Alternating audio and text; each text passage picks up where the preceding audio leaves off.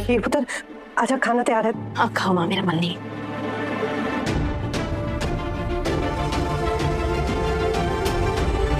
हीर, तुझे इस तरह से झगड़ा करके नहीं आना चाहिए था पुत्र।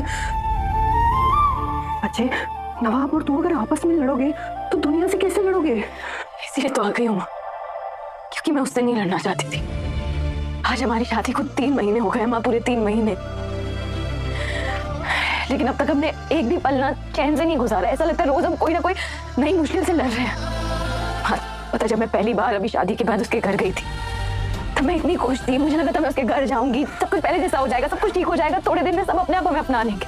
लेकिन कितनी बेवकूफ थी मैं। इतना सब कुछ होने के बाद भी, इतनी मुश्किलों के बाद भी हमने अपनी एक छोटी सी दुनिया बनाई, अपना एक छोटा सा घर बसाया।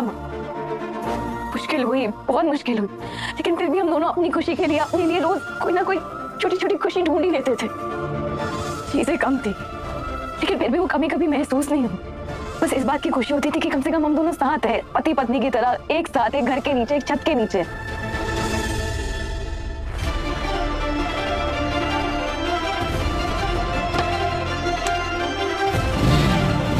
जरूर नवाब जी हीर के पास जा रहे होंगे। जब फाइनली उसके घर जा रहे थे तब भी मैं उसकी बीवी बनके उसके घर नहीं जा पाई माँ। मुझे वहां पे जाके भी उसकी नौकरानी बनने का नाटक करना पड़ा। मैं इतने दिन सबको झेलती रही कि चलो कोई बात नहीं, उसकी दादी आई है, 1 हफ्ते की बात है, 2 हफ्ते की बात है, 3 दिन, मैं सब सह लूंगी माँ। लेकिन नहीं, अब बहुत हो गया माँ, मुझसे नहीं सहा जा रहा, बस हो गया। निमृत के सामने हीर और नवाब की शादी का सच, क्या दिलेर दादी करेगी इनके रिश्ते को एक्सेप्ट? वेलकम इसकी शो। तो चलिए जल्दी में हम देखेंगे कि हीर नाराज होकर घर छोड़ के चली गई और नवाब जो है वो हीर को मनाने के लिए देर रात पहुंच चुका है हीर के घर। अब निमृत करती है नवाब का पीछा, जहां उसे पता लगता है कि नवाब और हीर शादीशुदा है और ये सुन के निमृत को लगता है शॉक। अब देखना इंटरेस्टिंग रहेगा कि जब ये बात दिलेर दादी को पता लगेगी तो क्या वो हीर और नवाब के रिश्ते को एक्सेप्ट कर पाएगी। टेलीविजन के ऐसे लेटेस्ट अपडेट के लिए हमारे चैनल से रियलिटी शो को सब्सक्राइब करना ना भूले।